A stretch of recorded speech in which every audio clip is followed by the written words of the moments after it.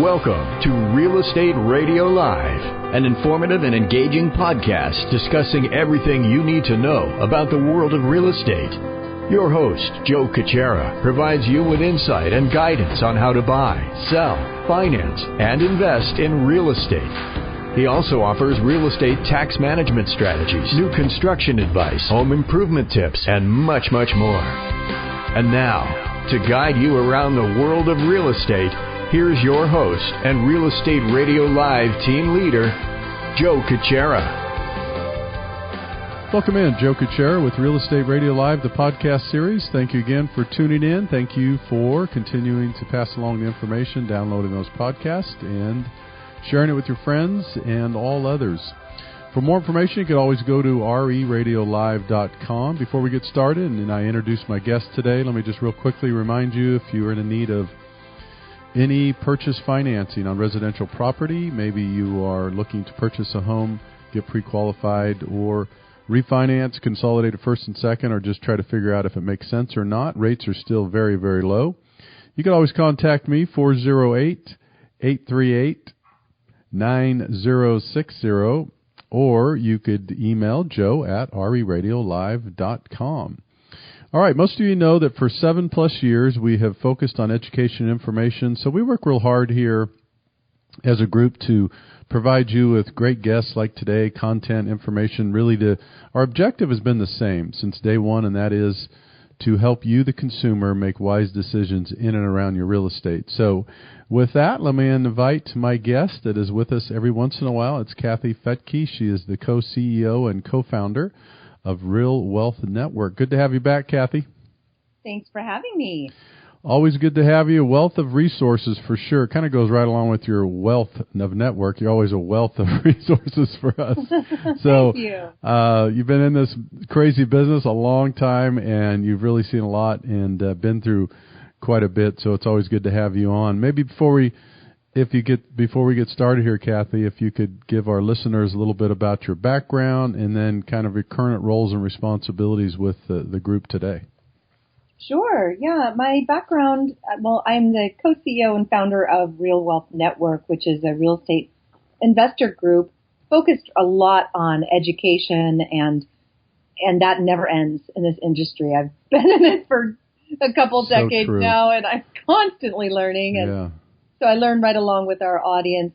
We also learned about 13 years ago that markets cycle, and boy, do people need to understand that. So back in the mid-2000s, I was a mortgage broker, and I could see that there was definitely a problem brewing because I could pretty much give a loan to a tree at that point. And so it was crazy. And so back then I learned that there were ways to protect yourself. And if you got out of a bubble in time and took that money and put it into an emerging market, you could avoid the pain of the downside and only, enjoy the ride up. And so, we help people sell their properties in bubble markets like the San Francisco Bay Area and other parts of California.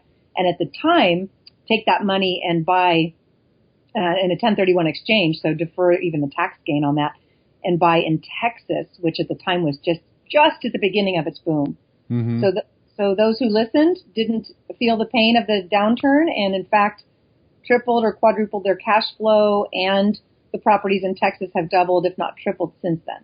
Wow. So we're doing the same today, helping people see that there's some bubbles out there. It's time to get out and into other markets that make more sense. So you're the bubble navigator. You'll get. I never thought of that. That's my new name. Thank you. As I listen to you tell this, Kathy, I mean, it's just kind of, you're walking around, and be very careful. Don't get too close to that bubble, but let me educate you a little bit. So that's good stuff. Well, tell us a little bit about, just kind of maybe we could start, Kathy, give us maybe, 30,000 level overview of what's going on with the market today, kind of real estate in general, maybe nationally, and then from there we could kind of break it down to maybe some different areas and some of your philosophies, and then some things that are happening. Sure. Well, the headline news that, today existing home sales came out, they were down, and they're blaming it on lack of inventory. Mm-hmm.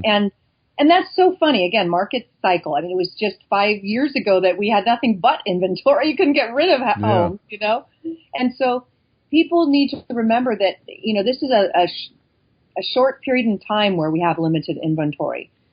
Builders will come in with new properties. There will be a generation of seniors that pass on and leave homes. So it won't be like this forever. So don't make decisions thinking that we will never have enough housing. It doesn't work that way.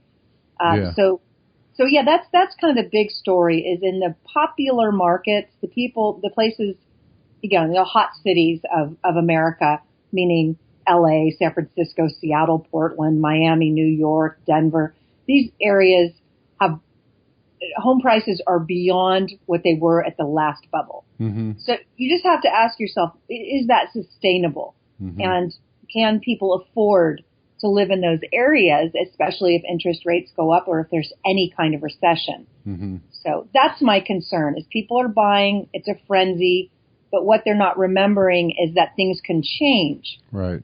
So, yeah. Well, what would you say to and I agree with you, but, and again, most of us, there could be things that come in that we don't know about. There's a lot of data every single day on a regular basis with a lot of smart people, a lot smarter than me that are looking at this stuff. But what would you say to the Silicon Valley, the San Francisco, some of these areas that I agree with you are just now even increasing levels beyond before the kind of the big meltdown there several years ago, that the metrics and kind of the when you look at it, the financing is still pretty strict. In other words, a lot of these people, if you get a loan nowadays, actually you not only have to qualify, but there's all kinds of other things involved with a lot of this financing. The blood samples and yeah, I mean, so financing's tight. Guidelines are tight, so it's not that people are getting loans that shouldn't. Matter of fact, there's really so that's been good. The job markets are really strong in some of these places. There is low inventory in places like San Francisco, as you're familiar with the Bay Area, because there's no place to build. In some cases, all you do is you have some areas maybe to go up. You're seeing high tech now dominate a downtown San Jose area that, for decades, downtown San Jose was always what I would call, they always had these false starts. Everybody talked about, downtown San Jose is really going to come around, it's going to turn around, and we're going to all have a strong business environment, and never would happen, and now it really is happening for the first time. So with all that, and I agree, I mean, this trajectory can't continue, but what types of things could get in the way to derail this type of activity that would indicate that it may not slow down anytime soon? Well, there's always opportunity in any market. Right. So, my investment group at Real Wealth Network, we partner with developers and we raise money from people looking for, to secure their money to real estate, and we buy big deals together. And one of the most recent ones we did was a huge apartment, not huge, it's just a couple hundred units, but it's across from Google in Mountain View. And we paid too much. I mean, it was $150 million for that building as a group. We got it financed. But it's a 1 cap, so 1% return. Now you might think she's crazy. Why would she do that? And so it wasn't for the 1% return. Trust me. Yeah. What we knew, I hear what we knew was that the city of Mountain View needs more housing and they need affordable housing. And we had already had discussions with them, and we're re-entitling that property to 800 units. Oh, wow. So we're going to tear down the building and build, quadruple the units. And so that's how we're making a profit. But, if you're just trying to buy an apartment, you're just not going to make any money, Okay. If you're not building, and even if you're trying to build, the cost to build is enormous in the Bay Area. So it has to be something pretty spectacular, like turning 200 into 800 units. You can't just think you're going to buy a duplex and right. fix it up. It's harder. Right. To do. So, yeah, good point.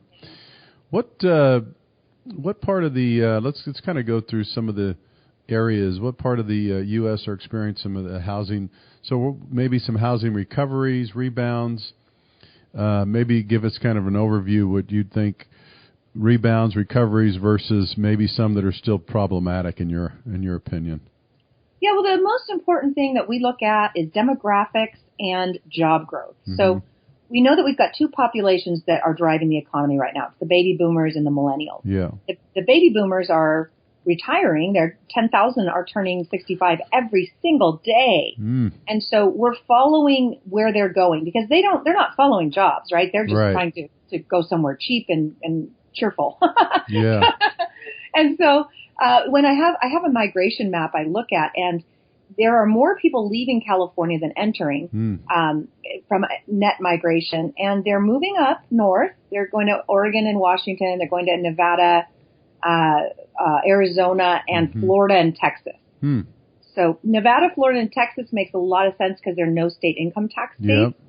So you can sell your California property and go live in one of those states for a fourth of what your property cost here, and have all that extra money to live on and not have state income tax. So, those areas are booming. Now with the millennial population, it's a little bit different. They are following jobs. So they're going to be going to areas where there's entry level jobs. And unfortunately, a lot of those areas are really high priced. So, they're bunking up with each other and living in, one room apartments or whatever, just trying to make it work. But eventually they're going to not like that anymore. They're going to want to, not have the college dorm life forever. And that's when we're probably going to see more migration of them also into areas that are more affordable.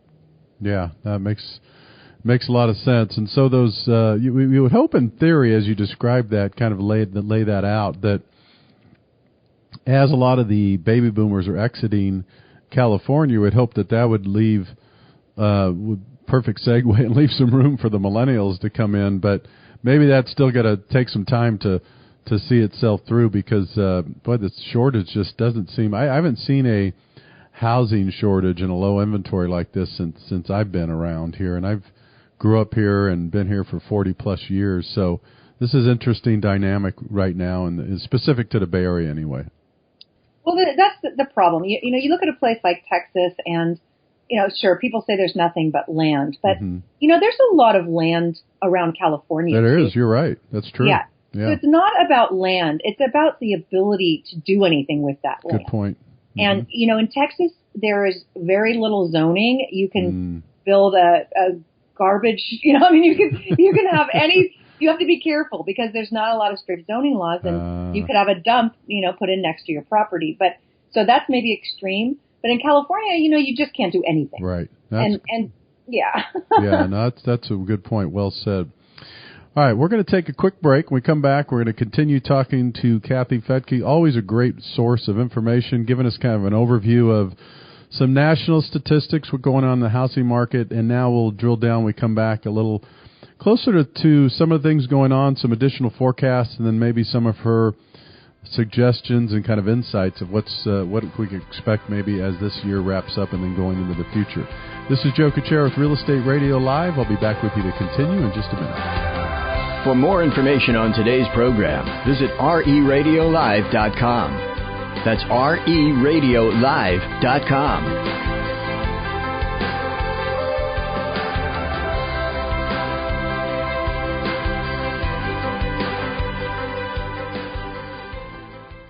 Hi, this is Joe Kuchera, host of Real Estate Radio Live and Bay Area Mortgage Planner. In addition to being your home financing expert, please remember you could always contact me for other trusted advisors such as realtors, financial planners, and CPAs. Please feel free to contact me at 408-838-9060. That's 408-838-9060, or email joe at reradiolive.com, or visit my website at reradiolive.com for more details. Welcome back to Real Estate Radio Live. For more information on today's topic or guests, just visit reradiolive.com. That's reradiolive.com. Again, your host for today's edition of Real Estate Radio Live, Joe Kuchera. Welcome back in. Joe Kuchera with Real Estate Radio Live, the podcast series, as we continue through the week. And our show today, our guest is Kathy Fettke. She is the co-CEO and co-founder of Real Wealth Network. She's with us and checks in with us every once in a while to get her expertise, her feedback, and her opinion on what's going on in the housing market in general. And Kathy's not only very, very familiar with the Bay Area, but a lot of different areas in the United States where they advocate and help people invest in properties all over the place. So let's switch gears a little bit. Before we do forecast, I was chatting with you a little bit, Kathy, and you guys have monitored, watched this. You saw the trend back, 13, 14 years ago. Maybe give us some kind of examples, as you're doing for me, of some people that you guys advocated and helped down to 2004, 2005, moving properties. Talk a little bit about some of the success there, and then I'd like to share if you could share with our audience what you're advocating now and what types of things you're seeing and trying to educate people on. Sure. Yeah. Back in 2004, I had the Real Wealth show on KNEW. I mean, that was a long time ago, and I was told by Robert Kiyosaki, who I was lucky enough to interview, that he was buying at the time in Texas, and I didn't know why. But he explained it to me that California was in a bubble and it was time to exchange. So I'd like to take all the credit, but really the credit is that I interviewed fabulous people and they told me what they were doing. And so my husband and I jumped on a plane and went to Dallas and came back with 5 properties, and we're like, oh my gosh, he's right. This is unbelievable with the job growth that's happening there, the population growth. So I talked about it on the Real Wealth show, and all of a sudden our phones were blowing up with people who wanted to do it too. Mm-hmm. And so we set up teams in Texas to be able to handle that demand. Specifically, one lady I remember came to me and said, I have a goal. I want to quit my job. I'm heading towards 60 and I'm not close. I'm not even close. And I said, well, let's look at your portfolio. She had 3 just dilapidated properties in Stockton, just in a nasty part of town. And they were constantly needing repair, constantly breaking down, lots of vandalism. It was just not good. And I said, well, I can see why you wouldn't want to retire with this portfolio. So I said, I think there's this storm brewing. It would be wise to sell, and let's go look at properties in Texas. And so her 3 Stockton, nasty properties sold for $450,000 each, and they rented for about $1,200 each, plus all the repairs she was making constantly. We exchanged those tax deferred for 9 brand new properties in the path of progress in Dallas, in a little town called Rockwall on a lake. And what we knew was that you had to drive around the lake to get to Dallas, and it took an hour. But we knew that the city was putting in a freeway on the other side that would make it a 20-minute commute. So we were like, okay, this is the spot. So it was a cute little town. Now it was going to be a quick commute. And so she did that. She sold her 3 properties, bought 9 in Rockwall, and all 9 of those rented for $1,200. So, wow. Yeah, so wow. She's getting the same rent. So she tripled her cash flow. And since then, those values have gone up substantially. I think at least doubled, possibly tripled in value. So she came into me and said, 6 months later, after we just did that one simple change to her portfolio, it really literally just took a couple of months for her to change her life. And she came in and said, I did it. I did that thing everybody wants to do and you see in movies. I walked in and I handed my boss a letter saying, I quit. That's great. Yeah. No, and she could retire. That's what it's really about. And that's why the education, I mean, you mentioned it, Kathy, with Robert Kiyosaki and some of the people you started interviewing and looking at, and then those things settle in. This is why I'll just for a minute and have you elaborate, if you will, because I know you're a big fan of this too. I started this show based on education information, and just because it's so powerful, and the reason why, we hear it all the time, we understand it, but it's still amazing how many people, will make decisions without educating, learning, consulting, advising, and all these different things. But just the fact that you took the time, you had the show, you understood, but then through that process, you did interview people that really knew what was going on. They had some insight. They had some background. You acted on that, but you acted on that because you got valuable information that you seeked out through the show, but also that you did personally and with your business. So maybe if you could just take a couple of minutes and share with the audience how important it is to really, when you're getting ready to do something, or if you want to get into this, this world of investing in property, how important it is to align yourself with this educational process and who you do this with. Oh, my goodness. Well, let me just give you an example of what not to do. Yeah. So, education comes in many different forms, Good and point. you can get the wrong information. Mm-hmm. What? So when I started out, I was in a desperate situation because my husband had been told he had 6 months to live when they found melanoma and they thought it spread. The doctor was wrong, and he is healthy and fine today. I mean, he had melanoma, but they were able to just cut it out and didn't. Yeah, so he's fine. But at the time, I didn't know. So I was desperately trying to understand how to build wealth, and I interviewed people on the Real Wealth show to find out what they did to build wealth. And almost overnight, I became a celebrity in real estate, which I knew nothing about. But I would be asked to go and speak at events. I would go and I would study and learn and go speak. But when I was there, I would see other speakers, and I knew what they were saying wasn't true. And that was back when the whole boot camp thing was big, and he rushed back. Yeah, that whole deal. And because there weren't podcasts like there are today, and there wasn't access to information like there is today back then. And so I remember this one guy was up talking about how to get foreclosures, and and he's like, this guru, and you sign up for his $10,000 boot camp and then the $20,000 coaching program and blah, blah, blah. So, the guy sitting next to me was a legit foreclosure expert. And he's like, this isn't true. You can't do these things in California. It breaks California law. And he raised his hand and started to say that. And the speaker stopped him, took a break, and escorted this guy out of the room. Interesting. And that's when I realized there's a lot of people giving false information, and that's why I started Real Wealth Network. It's real. It's real people showing us how they built wealth, and no back of the room sales. I was just like, that's it. I'm going to be instrumental in helping to put these people out of business. But they're still out there, and a lot of them have celebrity. They maybe are hosts of certain shows, and so you've got to be careful. No, that's a good point. Yeah, and actually it's well said in the fact that there is a ton of information out there, and there is a difference between trying to figure out what education is legitimate and ethical and moral and all kinds of other stuff. That's a good point.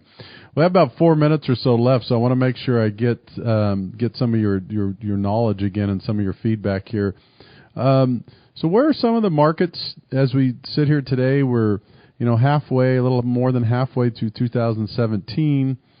What are you advocating? What are you teaching? What are you talking to your clients about in terms of, is there certain geographic locations? Is there spots that, I guess, first that you like, or you would say, I'm liking these places, Joe, and maybe then on the other side, these are some places you'd say, try to stay away from? Oh, my gosh, yes. Anytime there's a crisis, you can make money if you can provide a solution, right? So we have a major crisis in the country right now, and that is lack of affordable housing, which is causing many, many people, millions of people, I believe it's 10 million just in the last decade who became renters versus homeowners. And so there's a huge need for rentals, for affordable rentals, and, we're seeing the homeownership rate drop. So this is going to be an opportunity moving forward. In addition to that, creating housing and affordable housing ideally is huge. And so, I have formed a company. We're building homes in Reno. Like I said, we're building in Mountain View, and half of that is going to be affordable. So building and private lending, this is going to be huge moving forward because so many people actually could afford to pay the mortgage, because in many cases, in 60% of the country, it actually is cheaper to own than to rent, but people can't qualify. Yeah. So seller financing, private lending, these are going to be wonderful, wonderful things moving forward. And that's just really across the board.